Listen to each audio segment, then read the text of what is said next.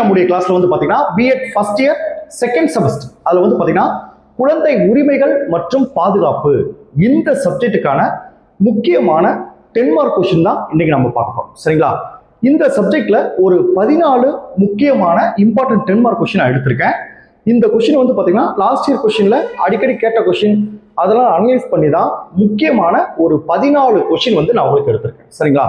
இந்த 14 கொஸ்டினை ஒவ்வொரு நாளும் எத்தனை கொஸ்டின் படிக்கணும், எவ்வளவு நாள்ல இந்த 14 கொஸ்டினை நம்ம முடிக்கணும், அதை பத்தி எல்லாம் நான் உங்களுக்கு டீட்டெயிலா சொல்றேன். சரிங்களா? இப்போ இந்த சப்ஜெக்ட்டுக்கான நான் இம்பார்ட்டன்ட் கொஸ்டின் சொல்றதுக்கு முன்னாடி நம்மளுடைய இந்த BEd first year second semester கிளாஸ்ல புதுசா ஜாயின் பண்றதுக்கு நிறைய பேர் கால் பண்றீங்க. நீங்க எப்படி ஜாயின் பண்ணணும்னா என்னுடைய மொபைல் நம்பர் 9159084262 இந்த நம்பருக்கு நீங்க கால் பண்ணுங்க. நம்முடைய கிளாஸ்ல நீங்க எப்படி ஜாயின் பண்ண சொல்லி நான் உங்களுக்கு டீட்டெயிலா சொல்லிடுவேன். அதே மாதிரி புதுசா ஜாயின் பண்ணவங்களுக்கும் நான் இது வரைக்கும் நடந்த அந்த பழைய கிளாஸ் நோட்ஸ் எல்லாமே அனுப்பிச்சு வச்சிருவேன். நான் அனுப்புற நோட்ஸ் வந்து பாத்தீங்கன்னா நீங்க எக்ஸாமுக்கு எப்படி எழுதணுமோ அந்த மாதிரி எல்லாமே நான் பாயிண்ட் வைஸா கன்வெர்ட் பண்ணி முக்கியமான விஷயத்துல உங்களுக்கு பாக்ஸ் போட்டு கொடுத்துருப்பேன். நீங்க கிளாஸை கவனிச்சுட்டு நான் அனுப்புற நோட்ஸை படிச்சீங்கன்னா உங்களுக்கு எக்ஸாமுக்கு ரொம்ப ரொம்ப உதவியா இருக்கும். சரிங்களா?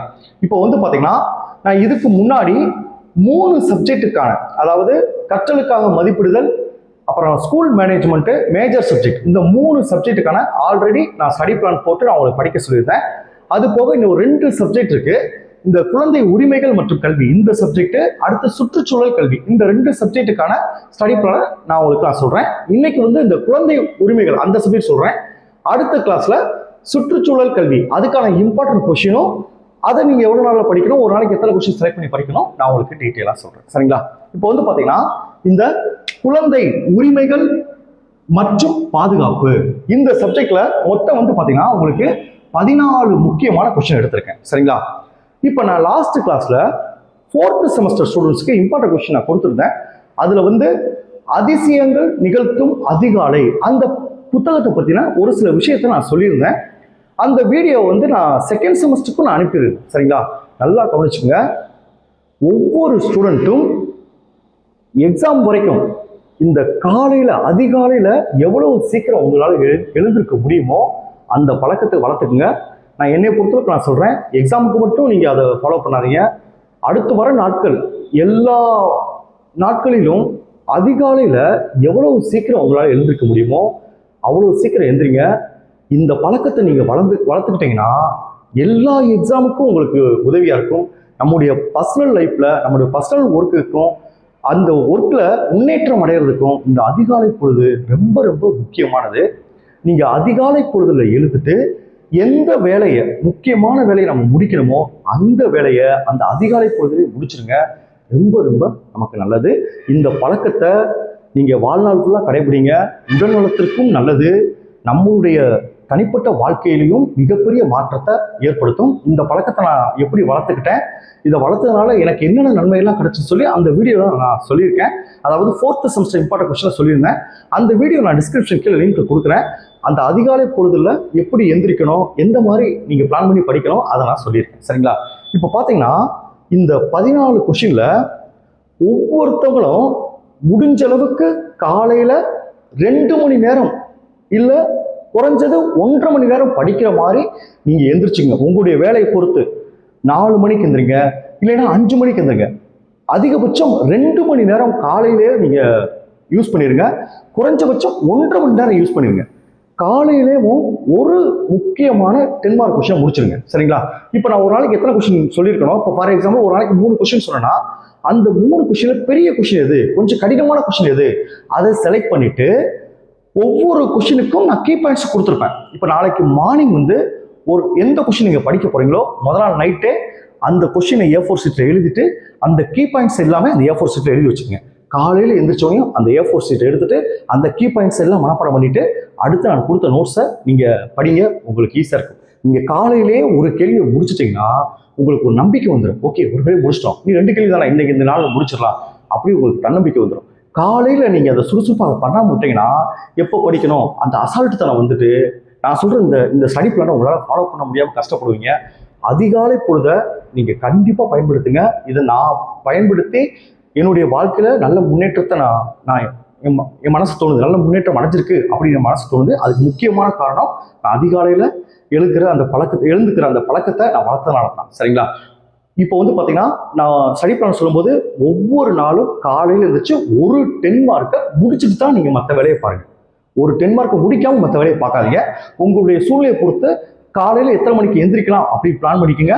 நீங்கள் எந்த கொஸ்டின் படிக்கிறீங்களோ முதல் நாளே நீங்கள் தயார் பண்ணிக்கோங்க. சரிங்களா? ஓகே, இப்போ எந்தெந்த ரேட்ல எப்படி சார் படிக்கணும் பாருங்க. இன்னைக்கு 11ஆம் தேதி, சரிங்களா? ஏன்னா இந்த வீடியோ கொஞ்சம் லேட்டாக தான் போடுறேன். ஸோ இன்னைக்கு வந்து நீங்க 2 கொஸ்டின் முடியும், 2 10 மார்க் கொஸ்டின் இன்னைக்கு முடிச்சிருங்க. சரிங்களா? நாளைக்கு 12/6/2026 3 10 மார்க் கொஸ்டின். சரிங்களா? ஒரு நாளைக்கு 3 10 மார்க் கொஸ்டின். இன்னைக்கு மட்டும், ஏன்னா இந்த வீடியோ லேட்டாக போடுறேன், இன்னைக்கு மட்டும் 2 கொஸ்டின் நீங்க பிளான் பண்ணுங்க. நாளையிலிருந்து ஒரு நாளைக்கு 3 கொஸ்டின். காலையிலேயே நீங்க ஒரு கொஸ்டின் முடிச்சிட்டீங்கன்னா உங்களுக்கு தன்னம்பிக்கை வந்துடும். ஓகே, முடிச்சிட்டோம், ஒரு 2 கொஸ்டின் தான் முடிச்சிடலாம் சொல்லி வந்துடும். ஆனா காலையில நீங்க படிக்காம விட்டீங்கன்னா ஒரு நாள் அந்த 3 கொஸ்டின் முடிக்க சிரமப்படுவீங்க. நீங்க எந்த ஒர்க்ல இருந்தாலும் சரி, எவ்வளவு வேலை இருந்தாலும் சரி, காலையில ஒரு கொஸ்டின் முடிச்சிருங்க. இது உங்களுடைய கடமையாவே வச்சுக்கோங்க. சரிங்களா? அப்போ 12/6/2026 3 10 மார்க் கொஸ்டின். அடுத்து 13/6/2026 3 10 மார்க் கொஸ்டின். அடுத்து 14/6/2024 3 10 மார்க் கொஸ்டின். அடுத்து 15/6/2024 3 10 மார்க் கொஸ்டின். ஸோ இந்த 5 நாள் 15ஆம் தேதி வரைக்கும் குழந்தை உரிமைகள் மற்றும் கல்வி எடுத்துக்கங்க. 16ஆம் தேதியிலிருந்து 20ஆம் தேதி வரைக்கும் சுற்றுச்சூழல் கல்வி எடுத்துக்கங்க. சரிங்களா? அதுக்கான இம்பார்ட்டன்ட் கொஸ்டின் அந்த டேட் எல்லாமே நான் அடுத்த கிளாஸ்ல நான் உங்களுக்கு சொல்றேன். சரிங்களா? ஸோ 20ஆம் தேதியோட உங்களுக்கு 5 சப்ஜெக்ட்டுக்கான நான் ஸ்டடி பிளான் கொடுத்துட்டேன். சரிங்களா? இப்போ எக்ஸாம் என்னைக்கு இருக்கும் அப்படின்னு சொல்லி நிறைய பேர் என்கிட்ட கேட்டிருக்கீங்க. அதை பத்தி இன்னும் சரியான அப்டேட் வரல. எக்ஸாம் ஃபீஸ் கட்ட சொல்லி மட்டும்தான் அப்டேட் வந்திருக்கு. எக்ஸாம் என்னைக்கு நடக்கும் அப்படின்றத ஒரு அனுமானம் கூட கிடைக்கல. ஸோ நான் எக்ஸாம் பற்றி உங்களுக்கு எப்போ நடக்கும் அப்படின்ற ஒரு தகவல் எனக்கு கிடைச்சிட்டா நானே நம்ம கிளாஸில் ஜாப் எல்லாத்துக்கும் நான் குரூப்பில் மெசேஜ் பண்ணிடுவேன். சரிங்களா? அது வரைக்கும் நீங்கள் எக்ஸாம் பற்றி நினைக்காதீங்க. நம்ம இன்னைக்கு 10 மார்க் கொஸ்டின் 3 கொஸ்டின் முடிக்கணும். அதுதான் நம்மளுடைய குறிக்கோளாக இருக்குமே தவிர எக்ஸாம் எப்போ வரும், இப்போ வருமா, அப்போ வருமா, அதை பற்றி யோசிக்காது. எக்ஸாம் வந்துச்சுன்னா நானே எக்ஸாம் டேட் வந்துச்சுன்னா நானே நம்ம குரூப்பில் மெசேஜ் பண்ணிடுவேன். சரிங்களா? ஓகே, இப்போ 15ஆம் தேதி வரைக்கும் நமக்கு 14 கொஸ்டின். இன்னைக்கு 2 கொஸ்டின் முடிச்சிட்டேன், நாளைக்கு 3 கொஸ்டின், நாளை மறுநாள் 3 கொஸ்டின், 14ஆம் தேதி 3 கொஸ்டின், மொத்தம் 14 கொஸ்டின் வந்துடும். சரிங்களா? இப்போ நான் 14 முக்கியமான 10 மார்க் கொஸ்டின் சொல்றேன். இந்த 14 10 மார்க் கொஸ்டினுக்கும் அதுக்கான கீ பாயிண்ட்ஸ் எல்லாமே நம்மளுடைய கிளாஸில் ஜாயின் எல்லாத்துக்கும் நான் அனுப்பிச்சிருப்பேன். சரிங்களா? அந்த கீ பாயிண்ட்ஸ் தான் நம்ம அரியர் இல்லாமல் நம்மளை காப்பாற்றும். எக்ஸாமுக்கு முதல் நாள் திரும்பி பார்க்கறதுக்கு நம்ம உதவியாக இருக்கும். அதை கரெக்டாக நீங்கள் ஃபாலோ பண்ணுங்க. சரிங்களா? இப்போ நான் 14 கொஸ்டின் சொல்றேன், அதை நோட் பண்ணிக்கோங்க. இப்போ பாருங்க, குழந்தை உரிமைகள் மற்றும் பாதுகாப்பு. அதுல இப்ப நான் சொல்ற ஆர்டர் படி படிங்க. சரிங்களா? ஃபர்ஸ்ட் நான் 4th யூனிட் தான் படிக்க சொல்லியிருப்பேன். இந்த ஆர்டர் படி செலக்ட் பண்ணி படிச்சீங்கன்னா உங்களுக்கு ஈஸியா முடிக்க முடியும். ஃபர்ஸ்ட் கொஸ்டின் பாருங்க, குழந்தை உரிமை பயிற்சியாளராக ஆசிரியர்களின் சவால்கள். இது 4th யூனிட். செகண்ட் கொஸ்டின் பாருங்க, பள்ளி மேலாண்மை குழுக்களின் பங்கு. பள்ளி மேலாண்மை குழுக்களின் பங்கு. இது யூனிட் 4. தேர்ட் கொஸ்டின் பாருங்க, பள்ளிகளில் குழந்தை உரிமை கழகங்களின் முக்கியத்துவம். பள்ளிகளில் குழந்தை உரிமை கழகங்களின் முக்கியத்துவம். இது யூனிட் 4. ஸோ யூனிட் 4ல இந்த 3 10 மார்க் கொஸ்டின் இருக்கு. சரிங்களா? அடுத்து 4வது கொஸ்டின் பாருங்க, தமிழ்நாட்டில் குழந்தைகள் பாதிப்புக்கு வழிவகுக்கும் காரணிகள் மற்றும் மூல காரணங்கள். இது யூனிட் 2. ஃபர்ஸ்ட் யூனிட் 4, அடுத்து யூனிட் 2. 5th கொஸ்டின் பாருங்க, குழந்தைகள் மீதான வன்முறையின் தாக்கத்தின் விளைவுகள். முக்கியமான கொஸ்டின் இது. 5th கொஸ்டின் வந்து பாத்தீங்கன்னா குழந்தைகள் மீதான வன்முறையின் தாக்கத்தின் விளைவுகள். இது யூனிட் 2. 6th கொஸ்டின் பாருங்க, குழந்தை உரிமைகளுக்கான குழு மற்றும் குழந்தைகள் தொடர்பான பிரச்சனைகள் குறித்த சிறப்பு அறிக்கையாளர்கள். இது யூனிட் 3. அடுத்து 7th கொஸ்டின் பாருங்க, இந்தியாவில் குழந்தைகள் பாதுகாப்பு அமைப்பு. இந்தியாவில் குழந்தைகள் பாதுகாப்பு அமைப்பு. இது யூனிட் 3.